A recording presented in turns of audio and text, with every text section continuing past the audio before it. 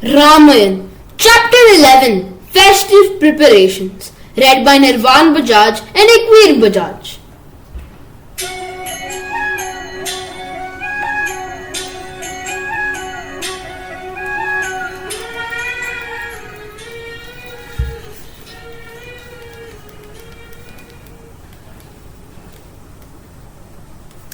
Chapter 11, Festive Preparations. Ram and Sita spent 12 happy years in Ayodhya, but now the Lord in his concert in human form had to experience the hardships, sorrows and conflicts of life on earth.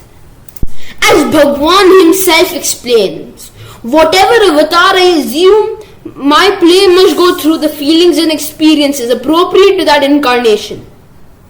Who was the Prince of Ayodhya who through his body, life and experience suffered the sorrows of mankind and saved the gods? The ever-present, all-pervasive beings who rule the world from within and without.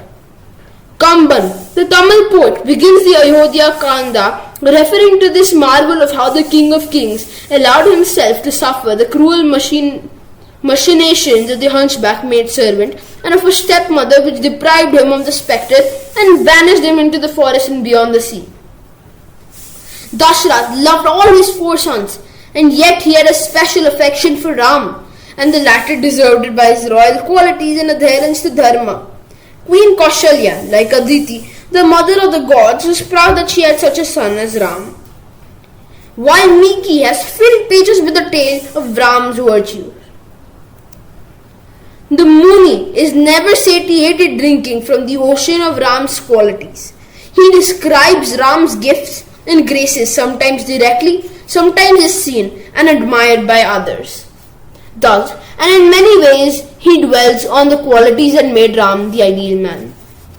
Ram's graceful frame and virile beauty, his strength, his courage, the purity of his heart, his perfect life, his compassion, sweetness of speech, his serenity, his deep wisdom, and his statesmanship were admired by the people and made them eagerly look forward to his becoming king.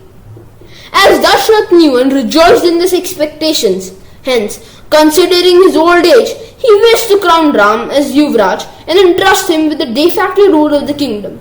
Informing his ministers of his desire, he had the Raja Sabha convened. Rishis and wise men, leaders of the city and kings from neighboring lands attended the Raja Sabha. When all were seated, each in his appropriate place, Dashrath rose and addressed each one of them. His deep manly voice, like the sound of the trumpet or the roar of rain-bearing clouds, filled the great hall. A royal radiance shone from his face. His words were full of meaning and charmed all fears. Listen, my ancestors. I have tended this kingdom as a mother cares for her child. I have worked unremittingly for the people. Now my body is old and infirm. I wish, therefore, to appoint my eldest son as Yuvraj and transfer to him the burden of my responsibility. Following the holy custom of forefathers, I hope to spend the rest of my life in austerities in the forest. Ram is fully equal to the task of kingship. He is expert in administration and statecraft, and he is unequalled in valor. I can transfer this trust or sovereignty to him without any anxiety, and I hope that this honored assembly will permit me to do so. Shouts of joyous acclaim rose from the great assembly, and with one voice the gathered princes and notables exclaimed, "So be it." The king spoke again. "You agree with my proposal but give no reason.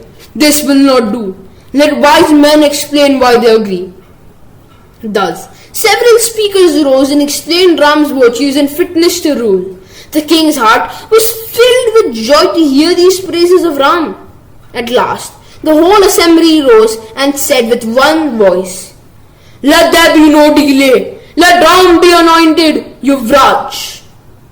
The king answered that he was happy and would forthwith carry out their wishes. Then turning to Vashishta, Vamadev and the other holy men and guardians of the sacred rites, he said, "This is the auspicious month of Chaitra, the season when the trees in the forest are covered with flowers. Revered elders, make all the preparations for the anointing of Ram. The assembly was glad to hear these prompt orders. As bidden by the king, Sumantra, the minister in charge of the household, went to fetch Ram. Ram, ignorant of all these happenings, came and stood before his father. Hearing of the decision to anoint him Yuvraj, he humbly bore acceptance, saying, I am in duty bound to carry out your orders, whatever they be. Dashrath blessed Ram and said, You are a good prince, beloved of the people. Let not your courtesy and your consideration flag, but increase with your opportunities of doing good and earn you enduring glory. And Ram returned to his dwelling. Hardly had Ram returned home when Sumantra called in haste and told him that his father wished to see him. Asked for the reason, Sumantra could not tell. He only knew he had been enjoined to fetch the prince at once. Ram thought, the king must have taken counsel over the coronation ceremony and perhaps met with some difficulty. But whatever happens is for the best. Ram was not eager to assume authority, but looked on it as only a duty to be done.